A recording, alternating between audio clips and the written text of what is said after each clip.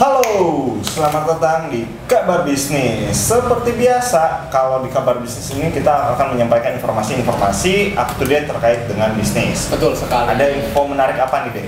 Nah, info kali ini kita datangkan dari artikelnya si Detik Finance nih. Oke. Dari solusi UMKM. Mantap. Gitu. Solusi UMKM. Nah, silahkan kalian baca Detik Finance ya, gitu, untuk melihat info-info tentang solusi dari UMKM. Dan kita di sini akan mengomentari dan memberikan sisi positifnya lah dari si usaha tersebut. Pandangan-pandangan kita ya. Pandangan kita seperti itu. Nah, ini ada salah satu judulnya, headline-nya Ogah Nyerah Dihantam Corona. Ini kisah mahasiswa bisnis produk Goni. Oh, Goni, tau nggak Goni? Ya, karung Goni ya. Karung Goni, ya betul. Karung Goni pun yang memang tadinya hanya sebuah karung tapi bisa bermanfaat. Nice. Ya, punya nilai jual lebih ya. Punya nilai jual lebih. Nah, ini ada dari mahasiswa atas nama Firja Fahdi, mahasiswa semester akhir jurusan arsitektur. Bahkan dia jurusannya arsitektur, tapi dia jualan karung Goni. Dalam artian apa? Pendidikan tidak berkesinambungan dengan usaha yang ditekuni. Ya, tidak melulu harus linier, iya. Tidak harus selalu nyambung gitu ya. Ya, tidak selalu harus sesuai dengan background pendidikan seperti itu. Iya, betul. Iya. Di mana ada peluang, kesempatan dan kesiapan, usaha bisa dijalankan. Betul. Gitu. Nah, Firja ini mulai terjun ke bisnis sejak tahun 2018. Dia terinspirasi dari temennya katanya.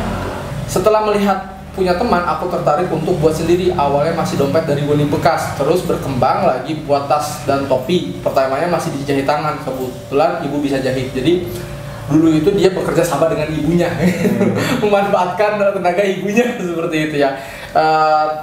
Dan modalnya pun cuman 0 rupiah. Karena bahan dasarnya minta sama temen yang kebetulan banyak Goni bekas. Bang.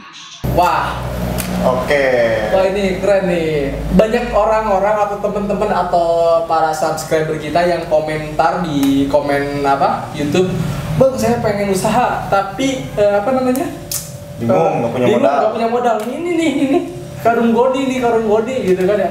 Iya. Karung Goni 0 rupiah dan minta sama temen gitu. Dari lingkungan sekitarnya ya. Nah, bisa jadi kalian bisa mendapatkan ide bisnis ini seperti siapa tadi, Firja ini ya. Mungkin melihat tetangganya punya barang bekas yang tidak bisa digunakan dan kalian minta secara gratis, kemudian kalian jual menjadi sebuah barang yang mempunyai value ya. Nah, itu bisa dijadikan usaha. Betul. Ya, artinya nggak ada alasan buat nggak usaha gitu ya. Betul sekali. Apalagi di kondisi seperti ini ya, waduh susah banget deh. Nah, ketika menggunakan hasil produk pertama, ternyata teman-temannya tertarik. Nah, kemudian dijualnya ke orang-orang terdekat dulu nih. Tes pasar dulu ya. Ya, kalau misalnya kalian pusing nih ya, atau bingung nih, nggak ada modal, tadi bisa pakai barang-barang bekas dari tetangga, gunakan, terus jadi diubah menjadi barang bernilai tinggi. Bernilai tinggi lah seperti itu. Nah, kemudian bingung nih pasarnya kemana? Nah, bisa nih lakukan caranya si Firja, jual ke orang-orang Iya, dia pakai sendiri, orang yang ada di sekitarnya, teman-temannya, "Wih, kok bagus sih? Dapat dari mana lu?" Nah, ya udah nanti gua jual. Ah, gitu. Biasanya gitu, jadi trendsetter dulu ya. Pakai dulu sendiri, keren nih gitu. Nanti baru jual gitu kan ya. Nah, produk Firja ini ada beberapa varian ya, ada tas ransel, tas lempang, hingga topi yang dibanderol dari 60.000 sampai 300.000 dan telah terjual ribuan produk. Oh my god. Wow juga ya. Dari 60.000 sampai 300.000 udah terjual dari beberapa produk gitu ya. Kalau omset per bulannya tidak menentu sih, terkadang sebulan bisa 3 juta atau 1 juta, pernah juga 5 juta gitu ya.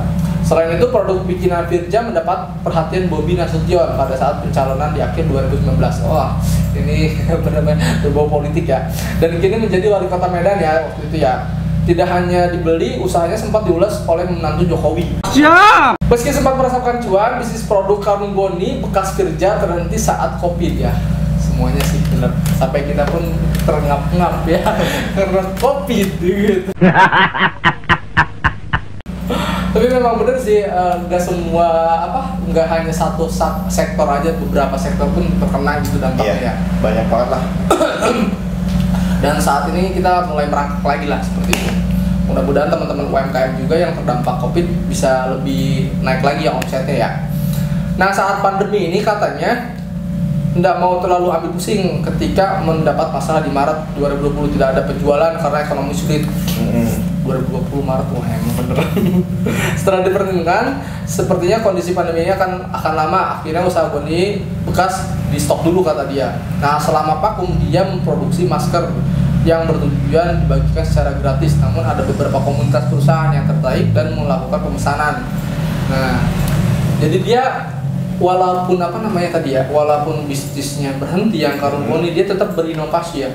Bahkan dia malah di saat kondisi seperti itu masih bisa berbagi loh. Dengan niatan awalnya berbagi, tahu-tahu ada yang pesen gitu iya. kan. Tadi kan beberapa perusahaan yang ingin menggunakan jasa masker dia. Iya. Terus dia mikir lagi kira-kira apa sih yang bisa dijadikan pendapatan sementara selama vakum. Kebetulan saat itu lagi booming belanja bunga, jadi aku coba buka usaha pot bunga untuk sementara aja katanya seperti itu. Nah, dia pun tetap berinovasi ya, mulai dari jualan apa tadi, masker, kemudian pot yang bunga. pot bunga gitu kan ya, dan usaha dari produk masker dan pot bunga yang menjadi bisnis sementara kerja merambah ke dunia mural. Mural dinding gitu ya di akhir tahun 2020 dan menggandeng teman-teman untuk menjual jasa mural dinding dengan kisaran harga 500.000 per meter persegi. Kini sudah 5 proyek yang berhasil dikerjakan. Nah, gila. Usaha Karung Goni mati usahanya, kemudian usaha pot, terus usaha apa lagi tadi? Masker sampai mural gitu kan ya. Ini benar-benar jiwa pengusaha sih. Jadi harus kalian tiru juga. Kalau misalnya memang bisnis kalian banyak yang vakum, terutama banyak tuh kita sering melakukan vlog ke UMKM ya, usaha apa yang vakum tuh catering. Ya, catering. Ya nggak sih, dia kan kalau misalnya catering tuh kerjasama sama sekolah, sedangkan sekolah tutup, ya nggak, akhirnya dia bikin produk snack ya, paru cepat waktu itu UMKM-nya. Nah, jadi teman-teman UMKM pun yang memang terkena dampak dari bisnis, terkena dampak dari COVID, itu jangan berhenti untuk berpikir memunculkan ide-ide baru lagi seperti itu. Betul. Jadi dikatakan lagi oleh Firja tidak bisa berlama-lama vakum dari usaha yang jadi fokus dan tujuan utamanya. Pada awal 2021 Firja memutuskan kembali membuka usaha Goni bekas ini. Dia balik lagi back to Goni back to Goni. Firja memutuskan kembali usaha Goni bekas dan di tahun 2021 ini. Nah, sekarang ini aku rasa perlahan sudah mulai pulih ya, walaupun masih banyak yang lebih mementingkan kebutuhan pokok dulu.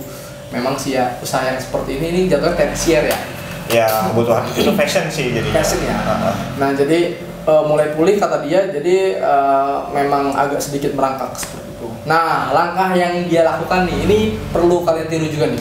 Langkah awal yang dia lakukan setelah cukup lama vakum hingga saat ini adalah merebranding nama usaha hingga memperluas jenisnya. Ya bisa tuh, misalkan kita tuh kayak jual susu sapi misalkan, kita kan jadi nggak bisa jualan susu kambing, nggak bisa jadi jualan susu yang lain. Iya betul. Nah, ketika diperluas itu jadi bisa jualan susu kambing, susu sapi, susu kurma, misalkan susu apa gitu. Dan dengan cara rebranding. Ya, dengan cara di rebranding yang tadinya kita cuma susu sapi Cap Enak misalnya. Cap Enak. Nah, sekarang diganti rebranding jadi susu enak. Nah, bisa seperti itu. Jadi semua susu ada. Nah, tadinya dikatakan oleh si Firja ini usaha ini bernama Goniku Natur. Akhirnya dilakukan rebranding menjadi Maros karena aku ingin ngembangin usaha. Nah, seperti itu dia. Jadi banyak banget ya inspirasi yang atau pengalaman yang dipetik dari sisi Firja ini. Iya, mulai dari apa tadi? Fokus gitu ya, meskipun yang ini terhenti, kita jalanin dulu yang lain. Ini biar tetap bisa bertahan secara kebutuhan sehari-hari, dan ketika sudah ini peluangnya naik lagi nih, oke, kita jalanin yang fokus di awal. Betul sekali. Gitu. Dan yang tentunya nggak mudah menyerah ya. Iya, nggak mudah menyerah gitu ya, dan dia lakukan inovasi sampai merebranding produknya. Iya, soalnya banyak juga yang para pelaku usaha UMKM yang mulai kemudian nggak kuat, nggak tahan gitu. Banyak banget. Kayak gitu. Oke, thank you, mudah-mudahan bermanfaat ya. Ya. Masih ada deh? Udah cukup sih. Cukup ya. Dan silahkan di like, di komen, juga di subscribe. Iya. Serta jangan lupa di Share. tentunya. Thank you, sampai jumpa di vlog Kebun Desain selanjutnya. Bye-bye.